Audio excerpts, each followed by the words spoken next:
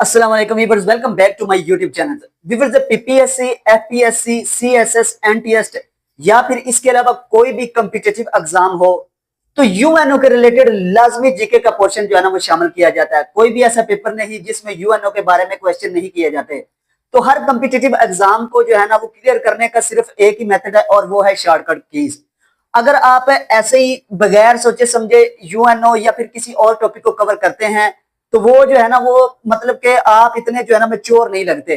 तो क्यों ना यूएनओ के रिलेटेड जितने भी अहम क्वेश्चन बनते हैं उनको आप जो है ना वो नोट डाउन कर लें, ताकि आपको इनको रिवाइज करने में भी आसानी हो और इनको समझने में भी आसानी हो।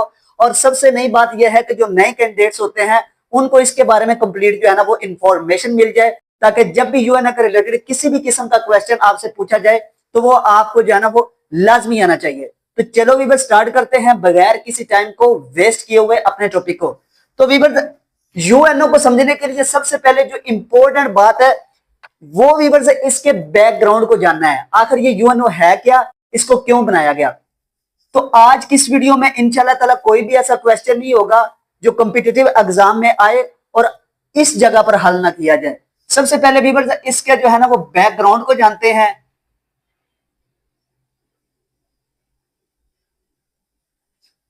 बैकग्राउंड इसका क्या था, आखिर कुछ तो मकसद होता है ना किसी भी ऑर्गेनाइजेशन को बनाने का।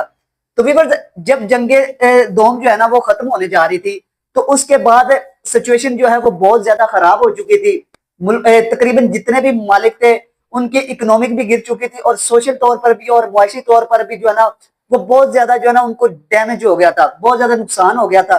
तो जिसकी वजह से बहुत सारे ममालिक ने ये सोचा कि क्यों ना एक ऐसी ऑर्गेनाइजेशन बनाई जाए जो कि तमाम ममालिक के लिए इन जंगों को रोक के जितने भी माली और माशी नुकसान हुए हैं उसको जो है ना वो कंप्लीट किया जाए। इसके बैकग्राउंड में जो है ना वो 50 मालिक जो है ना वो शामिल हुए थे।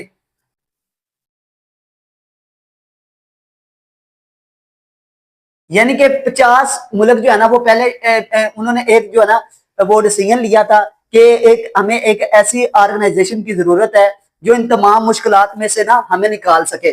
तो ये तमाम के तमाम जो 50 ममालिक हैं ये एक जगह पर इकट्ठे हुए। ये जितनी भी मैं बातें बता रहा हूं ना ये क्वेश्चन आते हैं एमसीक्यूज में और हर पेपर में आते हैं, पीपीएससी का, सीएसएस का, एनटीएस का, जिसका भी हो उसमें ये जो है ना लाजमी आते हैं। और मैं सिर्फ वो बातें आपके सामने डिस्क्राइब करने की कोशिश करूंगा जिसकी एमसीक्यूज बन सकती हैं।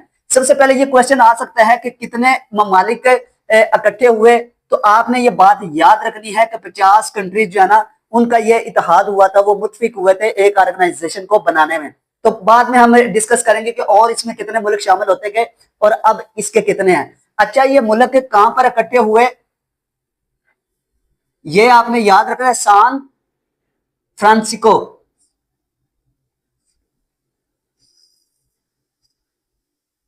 सान फ्रांसिस्को एक जगह है, वहां पर ये जो है ना वो 50 कंट्रीज है। ये अभी मैं इसके बैकग्राउंड की बात कर रहा हूं कि सान फ्रांसिस्को में 50 कंट्रीज इकट्ठे हो गए एक जो है ना वो चार्टर पर साइन करने के लिए। उस चार्टर का नाम क्या था, यूएन चार्टर है। ये भी एमसीक्यूज में पूछा जा सकता है कि जिस डॉक्यूमेंट्स पर साइन हुए थे उसका नाम क्या था। तो आपने इसको जो है ना वो लाजमी याद रखना कि इसका नाम था यूएन चार्टर, जिसको बाद में जो है ना वो यूनाइटेड नेशन का नाम दिया गया था।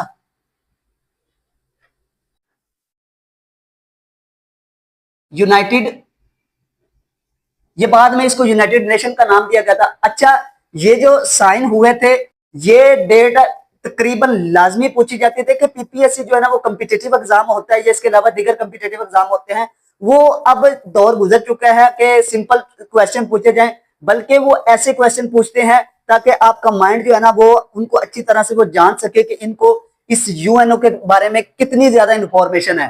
तो ये जो साइन हुए थे ये 26 जून 1945 को इस डॉक्यूमेंट्स पर साइन हुए थे। कितने ममालिक ने किए थे, 50 ममालिक ने। ये आपने लाजमी याद रखना है। अच्छा, इसके बाद जो है ना एक और कंट्री है जो बाद में शामिल हुआ जिसका नाम पोलैंड था।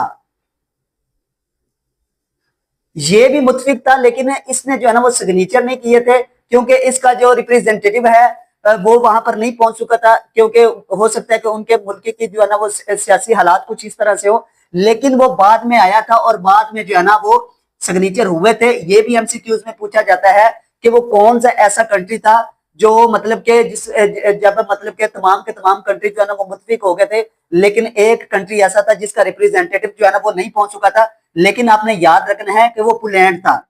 पोलैंड जो है ना वो बाद में शामिल हुआ था, जिसकी वजह से जब इसके ओरिजिनल मेंबर्स की बात की जाए तो बाद में इसके ओरिजिनल मेंबर जो थे वो 51 हो गए थे।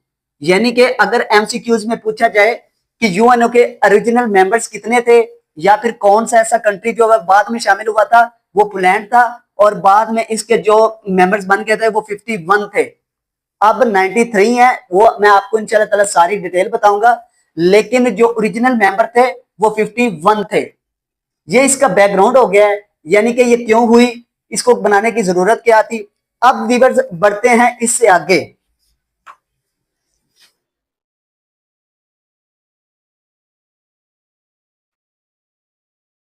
अब व्यूअर्स बात करते हैं कि इसके टोटल मेंबर्स कितने हैं।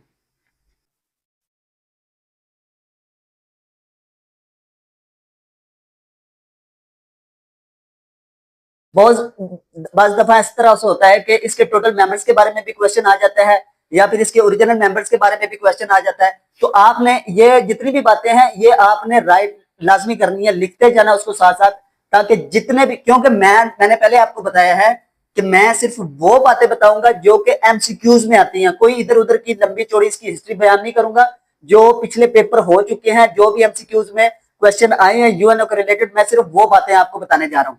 अच्छा, टोटल मेंबर की बात करें तो टोटल मेंबर इसके हैं 193। ओरिजिनल मेंबर मैंने आपको बता दिए थे। जो ओरिजिनल मेंबर थे वो 51 थे। लेकिन जब ये बनी थी बाद में इसमें और भी बहुत सारे ममालिक शामिल हुए, तो अब इसकी जो करंट तादाद है वो 193 है। अच्छा, इसमें इसका एक और बात है, इसका जो हेडक्वार्टर है इसके बारे में क्वेश्चन आता है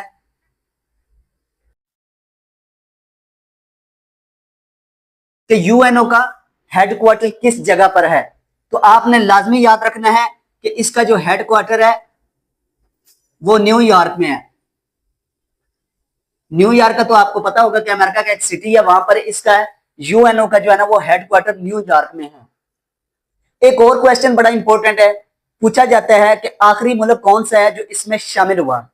वो आपने याद रखना है कि लास्ट कंट्री कौन सा था जो इसमें शामिल हुआ है, जो इसका मेंबर बना है यूएनओ का।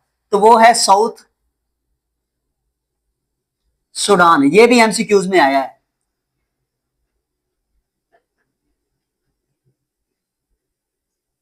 साउथ सूडान जो है वो इसका लास्ट कंट्री है। वो कब शामिल हुआ, यह भी क्वेश्चन आता है कि जो यूएनओ के अंदर लास्ट कंट्री शामिल हुआ है, इसका यूएनओ का मेंबर बना है, उसका नाम क्या है। और बाज दफा इस तरह से होता है, यानी कि आपको चार ऑप्शन दे दिए जाते हैं, चार ऑप्शन में से जो राइट कंट्री होता है उसको आपने सिलेक्ट करना होता है। अगर इस तरह से ना हो तो ये कह दिया जाता है कि इसकी डेट क्या थी। तो मतलब कि डेट के चार ऑप्शन दे दिए जाते हैं, तो आपने याद रखना है जुलाई 2011। यानी कि साउथ सूडान जो है वो इसमें शामिल हुआ जुलाई 2011 में। एमसीक्यूज में ये पूछा जाएगा, चार ऑप्शन दे दिए जाएंगे 12, 13, 14, 15। तो अगर आपको आइडिया हुआ, आपने अच्छे तरीके से तैयारी की हुई, तो इंशाल्लाह ताला आपका एमसीक्यू 100% जो है ना मैं श्योरिटी देता हूं कि वो करेक्ट हो जाएगा। लास्ट कंट्री साउथ सूडान था जो मतलब कि इसमें इसका मेंबर बना जुलाई 2011 में। इसका जो हेडक्वार्टर है वो न्यूयॉर्क में है। इसके ओरिजिनल मेंबर 51 थे। टोटल मेंबर जो है ना अभी वो 193 हैं। अच्छा, ये हमने इसके बारे में थोड़ा सा डिस्कस कर लिया है, इसके मेंबर के बारे में, इसके हेडक्वार्टर के बारे में, लेटेस्ट कंट्री के बारे में।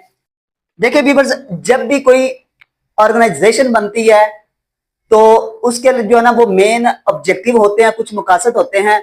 तो वो कौन से थे। अच्छा, ये जो यूएन का जो है ना, इसका यूएनओ का नाम ये किसने तजवीज किया, बाज़ औक़ात एमसीक्यूज में ये भी पूछा जाता है।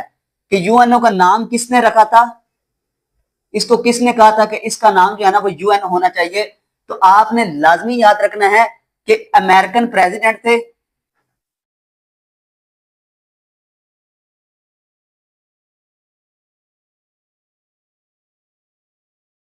अमेरिकन प्रेसिडेंट थे जिनका नाम था जनाब फ्रैंकलिन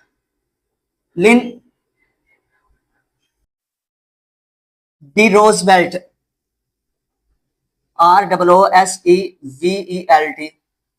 यानी कि यूएनओ का जो नाम तजवीज दिया था वो फ्रैंकलिन डी रोजवेल्ट था, ये अमेरिकन प्रेसिडेंट थे। एमसीक्यूज में ये भी पूछा जा सकता है, बाज दफा पूछा गया है। अच्छा, इसका जो लोगो है यूएनओ का लोगो, उसका डिजाइन किसने बनाया था, ये भी आपने याद रखना है। ये बनाया था ओलिवर लिंकन।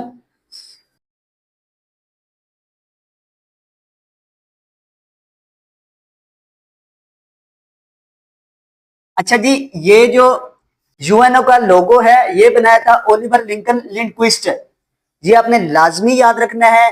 ये वो छोटी छोटी बातें होती है जब भी आप, अच्छा कुछ स्टूडेंट ऐसे होते हैं जिन्होंने बस ना जो पेपर देने के लिए तैयारी की होती है, यानी कि उनका कोई माइंड सेट नहीं होता कि वो इस पेपर को क्लियर करेंगे, तो वो बस ऐसे ही रट्टा लगा लिया या फिर ऐसी तैयारी कर ली। लेकिन हकीकत में आपको बताऊं कि कामयाब पीपीएससी के पेपर में या फिर किसी और कम्पिटिटिव एग्जाम में सिर्फ वही स्टूडेंट्स होता है जिसका शुरू से ये माइंड बना होता है कि उसने ये पोस्ट जो है ना वो लाजमी हासिल करनी है, और वो बड़ी बारीक बीनी के साथ जो है ना वो इन छोटी छोटी बातों को लाजमी जो है ना वो याद रखता है, क्योंकि कॉम्पिटिटिव होता है, इतना ज्यादा कंपटीशन सख्त होता है। अगर आप कहें कि बस आप थोड़ा थोड़ा इसके बारे में इंफॉर्मेशन हासिल कर लें तो आपका पेपर क्लियर हो जाएगा, लेकिन जो पेपर कंडक्ट करने वाला होता है उसको भी बड़ा पता होता है कि स्टूडेंट्स ने सिर्फ वही जो है ना वो पोस्ट हासिल करेंगे जिनकी अच्छे तरीके से तैयारी होगी। इसीलिए वो यूएनओ के बारे में सिर्फ इसका एक आधा क्वेश्चन नहीं पूछेगा कि मतलब कि जो सिंपल हो यूएनओ कब बनी, क्यों बनी, ये इसका मतलब कि वो तमाम पूछेगा, बल्कि इसको किसने बनाया, इसका नाम किसने तजवीज किया,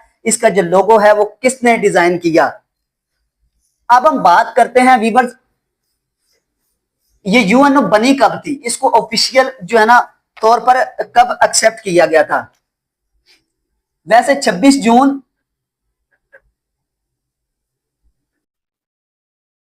1945 को जो है ना वो साइन हुए थे इसके डॉक्यूमेंट्स पर, यानी कि 26 जून 1947 को, सॉरी 45 को इसके डॉक्यूमेंट्स पर साइन हुए थे कि एक ऐसी तंजीम होनी चाहिए ताकि अवाम को तमाम मुश्किलात से निकाला जाए। तमाम कंट्रीज जो है ना उनकी सिचुएशन खराब जिनकी कंट्रीज की है उनको जो है ना वो अच्छे तरीके से मेंटेन किया जाए। इस पर पूरी तफसील के साथ बात करेंगे, लेकिन ऑफिशियली तौर पर यह बड़ा एमसीक्यूज में पूछा जाता है, ऑफिशियली तौर पर कब एक्सेप्ट किया गया था।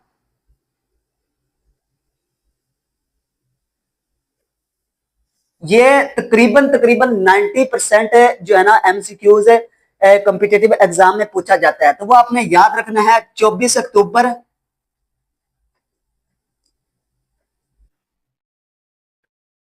1945। 24 आपने लाजमी याद रखना है। बात का अक्टूबर के बारे में बहुत सारे कैंडिडेट्स को ये कंफ्यूजन होती है, उनको पता नहीं चलता। उनको अक्टूबर का तो पता होता है, एग्जैक्ट डेट का भी पता होता है, लेकिन ये पता नहीं होता कि 24 अक्टूबर है। तो आपने इन चीजों को लाजमी याद रखना है। पहले ये होता था कि जितने भी पेपर होते थे उनमें सिर्फ ये डेट नहीं डाली जाती थी, बल्कि अक्टूबर के बारे में पूछ लिया जाता था। स्टूडेंट्स अक्सर जो है ना वो मंथ याद रखते थे लेकिन डेट याद नहीं रखते थे, आगे जो है ना वो सन लाजमी याद रखते थे। अब कंपटीशन इतना ज्यादा सख्त हो गया है कि अब पूरी एग्जैक्ट डेट पूछी जाती है। तो आपने लाजमी याद रखना है कि 24 अक्टूबर 1945 को इसको बकायदा तौर पर जो है ना ऑफिशियली तौर पर एक्सेप्ट किया गया था। अब वीवर्स आते हैं कि इसके जो मेन मकासद थे, यानी कि मेन ऑब्जेक्टिव वो क्या थे। यानी कि हर एक यूएनओ के जो कोई भी ऐसी ऑर्गेनाइजेशन बनती है तो उसका कोई ना कोई तो मकसद होता है, कोई ना कोई तो पर्पज होता है कि बनाने का, या फिर ऐसे तो नहीं ना बनती। इसके जो मेन ऑब्जेक्टिव थे,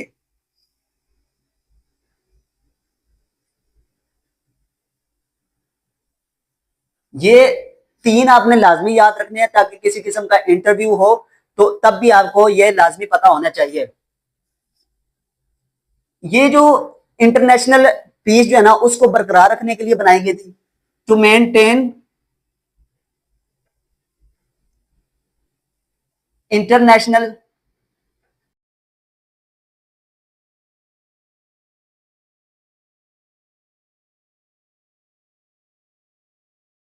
पीस एंड सिक्योरिटी। इसका एक मकसद ये हो गया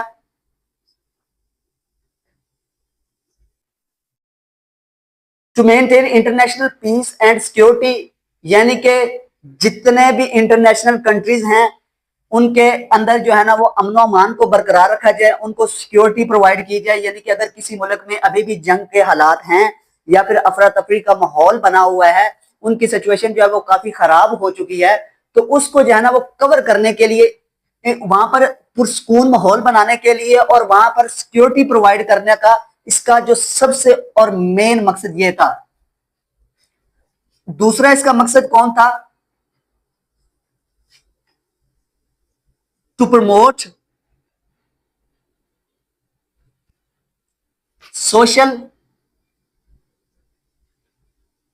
एंड इकोनॉमिक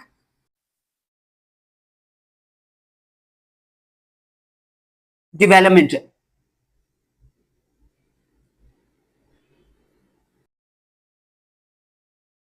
अच्छा, इसका दूसरा जो मेन मकसद था to promote social and economic development, क्योंकि जंगे दोम के बाद बहुत सारे मुल्क जो है ना उनके पास सरमाया खत्म हो चुका था, वो बेरोजगारी की जिंदगी बसर कर रहे थे। तो इसको बनाने का दूसरा जो मेन मकसद था कि वहां पर सोशल और इकोनॉमिक यानी कि उनके मुआशी हालात को देखा जाए।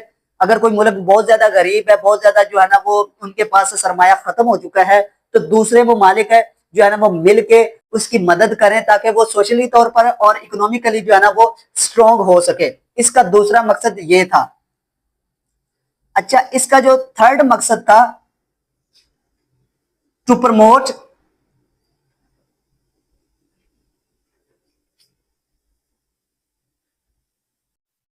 Human rights. ये जो तीन मकसद है ना ये आपने लाजमी याद रखने हैं, क्योंकि बाज बात इंटरव्यू में पूछे जाते हैं और बाज बात इस तरह से होता है कि आपके सामने ऑप्शन दे दिए जाते हैं और ये कहा जाता है कि ये जो यूएनओ के मेन ऑब्जेक्टिव थे 3, उनमें से कौन सा जो है ना वो ऑब्जेक्टिव नहीं है, कौन से इसके मकसद में शामिल नहीं है। तो पहला तो आपने याद रखना है to maintain international peace and security, ये आपने लाजमी याद रखना है। तो to promote social and economic development, और तीसरा जो मेन है टू प्रमोट ह्यूमन राइट्स, यानी कि कोई ऐसा कंट्री हो जिसमें इंसानों के हकूक जो है ना वो उनको ना दिए जा रहे हो, तो वो जो है ना यूएनओ के रिलेटेड जो है ना वो अपनी जो है कंपटीशन दायर कर सकता है और अपने जो है ना वो राइट्स हासिल कर सकता है। लेकिन मुझे नहीं लगता कि इस पर अभी प्रॉपर तौर पर जो है ना वो अमल किया जा रहा है, क्योंकि जैसे कि आपके सामने फिलिस्तीन का मसला है, तो बहुत सारे ये मतलब कि अभी भी हुकूमत उनकी है जो स्ट्रॉन्ग कंट्री है, लेकिन हमने देखना है इसको कंपटीशन एग्जाम के हवाले से कि इसके जो मेन मकसद हैं वो कौन से हैं। टू प्रमोट ह्यूमन राइट्स, यानी जिस जगह पर लोगों के हकूक नहीं दिए जा रहे तो वहां पर लोगों के हकूक जो है ना वो दिलवाना यूएनओ का एक मकसद था। अब हम वीवर्स बात करते हैं कि इसमें कितनी लैंग्वेजेस शामिल हैं। इसकी जो ऑफिशियल लैंग्वेजेस है वो 6 हैं और एमसीक्यूज में ये क्वेश्चन लाजमी आता है। आपको जो है ना वो ऑप्शन दे दिए जाते हैं कि यानी कि कौन कौन सी लैंग्वेज जो है वो यूएनओ की नहीं है। तो आप अगर आपको ये थोड़ा सा आइडिया होगा, आपको जो है ना फिंगर टिप्स पर ये बातें याद होंगी कि यूएनओ की ऑफिशियल 6 लैंग्वेज कौन सी हैं, तो आप जो है ना वो सही जो राइट आंसर होगा उसको क्लिक करने में आपको कोई मुश्किल पेश नहीं आएगी। अगर हम इसकी ऑफिशियल लैंग्वेजेस की बात करें कि वो कौन सी हैं, तो आपने इनको जो है ना, देखें मेरी बात सुने, जब आपने यूएनओ को तैयार करना है, आगे बहुत सारी ऐसी ऑर्गेनाइजेशन है जिस पर इंशाल्लाह ताला हम आहिस्ता आहिस्ता वीडियो बनाएंगे। आपने एक एक टॉपिक को ना इस तरह से कवर करना है ताकि आपके उसके टॉपिक के हवाले से जितने भी क्वेश्चन है उनको जो है ना वो आसानी से याद हो जाए। बुक्स में आप बाद में पढ़ सकते हैं, देख सकते हैं कि क्या ये क्वेश्चन बिल्कुल दुरुस्त है। तो इसकी जो 6 ऑफिशियल लैंग्वेजेस हैं वो कौन सी हैं? नंबर 1 पे आती है इंग्लिश।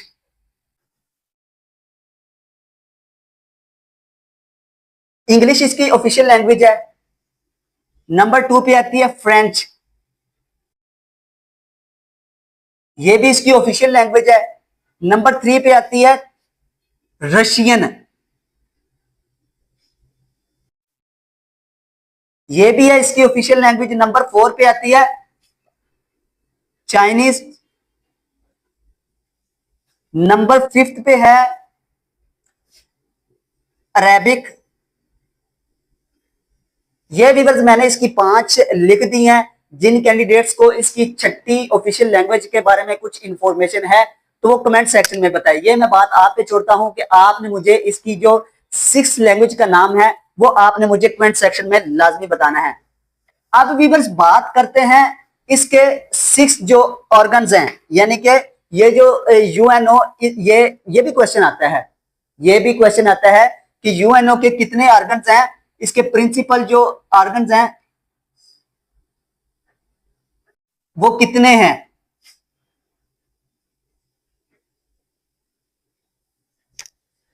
एमसीक्यूज में ये भी क्वेश्चन आ जाता है कि यूएनओ के प्रिंसिपल ऑर्गन्स कितने हैं, तो वो आपने लाजमी याद रखना है। वो 6 हैं। कौन कौन से हैं? अगर आपको आइडिया हुआ, आपको कंप्लीट इंफॉर्मेशन हुई, क्योंकि उसके एमसीक्यूज बनाने का अपना एक तरीका होगा, एक अपना माइंडसेट होगा कि वो यूएनओ के रिलेटेड अगर कोई आपके जीके के पोर्शन में कोई चीज शामिल करता है तो वो कहीं से भी कर सकता है, लेकिन इंशाल्लाह ताला करेगा वही जो हमने यहां पर आपको बता दिए हैं, क्योंकि 100% वही क्वेश्चन हम यहां पर डिस्कस कर रहे हैं जो आज से पहले पेपर हो चुके हैं। अच्छा, इसके जो है ना वो 6 ऑर्गन्स कौन से हैं, इसके बारे में किस तरह से क्वेश्चन दे सकता है, यानी कि 4 ऑप्शन होते हैं, 4 ऑप्शन में 4 दे सकता है, लेकिन जो एक होगा वो कोई और होगा, या फिर 3 कोई और होंगे, लेकिन एक जो है ना वो करेक्ट होगा। अगर आपको इंफॉर्मेशन हुई तो इंशाल्लाह ताला आप उसी पे जो है ना वो टिक करेंगे। लेकिन फिलहाल हम देखते हैं कि इसके जो 6 ऑर्गन्स हैं वो कौन से हैं। नंबर 1 पे आता है जनरल असेंबली।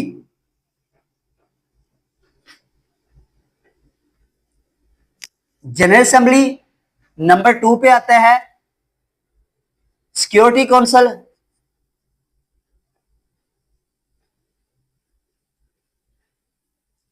नंबर 2 पे सिक्योरिटी काउंसिल आ गया। नंबर 3 पे आ गया इसका सोशल एंड इकोनॉमिक काउंसिल।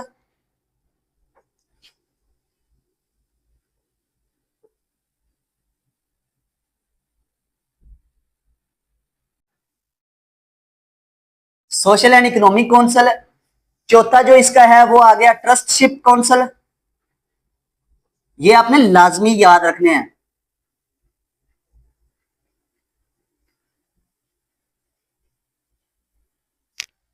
पांचवा जो है वो इसका सेक्रेटेरिएट है।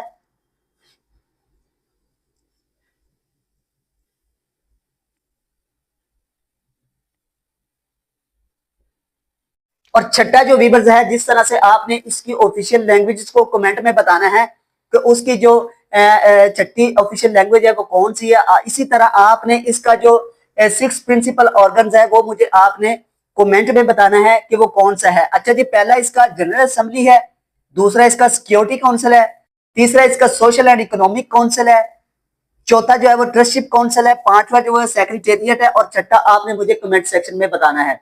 एमसीक्यूज में किस तरह से पूछा जा सकता है? एमसीक्यूज में 3 जो है, अगर फॉर एग्जांपल 4 ऑप्शन देता है, 3 ऑप्शन जो है वो कोई और होंगे जो गलत होंगे, और चौथा जो ऑप्शन होगा वो इनमें से जो 6 हैं इनमें से कोई भी एक दे सकता है। अगर आपको ये इसके प्रिंसिपल ऑर्गन्स के हवाले से जो जितने भी 6 हैं इसके बारे में कंप्लीट इंफॉर्मेशन होगी तो आप इंशाल्लाह ताला क्वेश्चन को हल करते हुए किसी भी किस्म की मुश्किल का शिकार नहीं होंगे।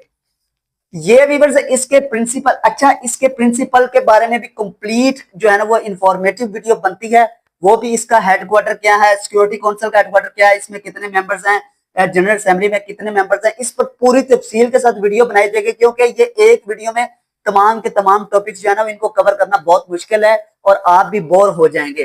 तो इसको इंशाल्लाह ताला नेक्स्ट वीडियो में लाजमी कवर करेंगे। अब व्यूअर्स जो सबसे ज्यादा मेन पॉइंट है,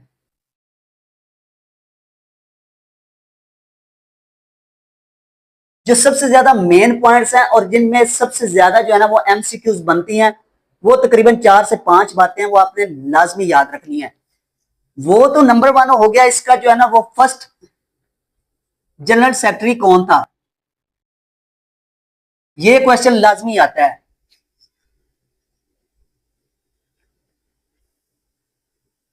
यानी कि इसका फर्स्ट जनरल सेक्रेटरी कौन था यूएनओ का, तो वो आपने लाजमी याद रखना है। वो है ट्राइगेव लाई। इसका नाम जो है ना वो आपने बिल्कुल भी नहीं बोलना। ये तकरीबन 90% क्वेश्चन आया है। फिर पूछा जाता है करंट के हवाले से, इसका जो करंट जनरल सेक्रेटरी है वो कौन है, कहां से है, वो आपने लाजमी याद रखना है। वो है एंटोनियो, कुछ भी पढ़ लें आप, गुतेरेस। इसका नाम और ये जो पहला है इसका नाम आपने लाजमी याद रखना है। बाज का तो ये भी कहा जाता है कि ये जो एंटोनियो गुतेरेस है ये किस कंट्री से है, यानी कि ये कहां से है, फ्रॉम, तो ये पुर्तगाल से है। ये जो छोटी छोटी बातें होती हैं ये आपने लाजमी याद रखनी होती हैं। क्योंकि बाज का इस तरह से होता है कि आपने यूएनए के पूरे टॉपिक को जो है ना कवर किया होता है, लेकिन ये जो छोटी छोटी बातें होती हैं वो कहां से है, पहला कौन था या अभी कौन है, तो इसके बारे में अगर एमसीक्यूज आ जाए तो आपकी पूरी मेहनत पे जो है ना वो जाया चली जाती है। तो जहां पे इतनी ज्यादा मेहनत कर लेते हैं तो ये छोटी छोटी बातें भी याद कर लें। अब सिर्फ एक बात लिखते हैं, उसके बाद जाना हम अपने टॉपिक को खत्म करते हैं और मिलेंगे इंशाल्लाह ताला किसी नेक्स्ट वीडियो में कि पाकिस्तान जो है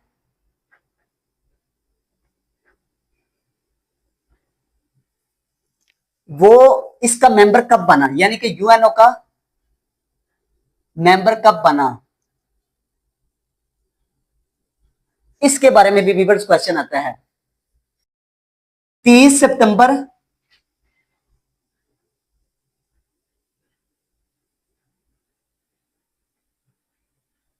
1947। आपने खाली 1947 याद नहीं रखना, मैं आपको पहले बता रहा हूं। सितंबर भी याद नहीं रखना। अब जो है वो कंप्लीट डेट के साथ जो है ना वो एमसीक्यूज आता है। आपने सितंबर याद नहीं रखना, 1947 याद नहीं रखना, 1947 याद नहीं रखना। आपने ये चीज जो है ना वो भी याद रखनी है, यानी कि पाकिस्तान जो है वो इसका मेंबर कब बना, वो 30 सितंबर 1947 को इसका जो है ना वो बाकायदा तौर पर ऑफिशियली तौर पर इसका मेंबर बन चुका था यूएनओ का। तो ये वो व्यूअर्स जो तमाम इंपॉर्टेंट बातें थी जो यूएनओ के रिलेटेड अगर कोई क्वेश्चन आता है तो इंशाल्लाह ताला अगर आपको ये कंप्लीट इंफॉर्मेशन हुई तो आपका मैं गारंटी देता हूं कि आपका एमसीक्यूज गलत नहीं होगा। और जितने भी पेपर है जो कॉम्पिटिटिव एग्जाम हो चुके हैं उनमें यही क्वेश्चन आते हैं, इसकी हिस्ट्री के बारे में, इसके टोटल मेंबर्स के बारे में, पाकिस्तान के बारे में कि पाकिस्तान इसका मेंबर कब बना, या फिर इसके जनरल सेक्रेटरी के हवाले से, इसके 6 ऑर्गन्स के हवाले से, इसकी जो ऑफिशियल लैंग्वेजेस हैं उनके हवाले से कि कौन कौन सी इसकी ऑफिशियल लैंग्वेजेस हैं। देखें मैं हर वीडियो में ये कहता हूं कि जब कोई स्टूडेंट्स ये सोच लेता है कि उसने कम्पिटिटिव एग्जाम के जरिए किसी अच्छी पोस्ट 16वें या 17वें स्केल की या 18वें स्केल की किसी पोस्ट को हासिल करना है तो वो पीपीएससी को पीपीएससी समझ के तैयारी ना करे, बल्कि पीपीएससी को सीएसएस समझ के तैयारी करे। जिस तरह के एक सीएसएस का स्टूडेंट होता है वो आप देखें तो उसकी तैयारी का एक जो है ना वो फार्मूला ही अलग से होता है, यानी कि उसने हर टॉपिक को इस तरह से कवर किया होता है कि जैसे कि ये ऑर्गेनाइजेशन है, अगर इसके हवाले से कोई क्वेश्चन आता है तो उसको किसी किस्म की कोई मुश्किल पेश नहीं आती। आप जहां से मर्जी उसको क्वेश्चन पूछ लें, उसकी हिस्ट्री पूछ लें, उसके जनरल सेक्रेटरी के हवाले से पूछ लें, करंट कौन है, पहले कौन था, दूसरा कौन था, क्योंकि उसने सीएसएस की तैयारी करनी होती है। तो मैं चाहता हूं कि आप भी इसी तरह से तैयारी करें जिस तरह से एक सीएसएस का स्टूडेंट करता है। तो अगर भी आपको ये वीडियो अच्छी लगी है तो काइंडली हमारे चैनल को सब्सक्राइब करें, इस वीडियो को लाइक करें और फ्रेंड के साथ भी जो है ना इसको लाजमी शेयर करें। तो मिलते हैं व्यूअर्स इंशाल्लाह ताला नेक्स्ट वीडियो में। तो आज के लिए अल्लाह हाफिज।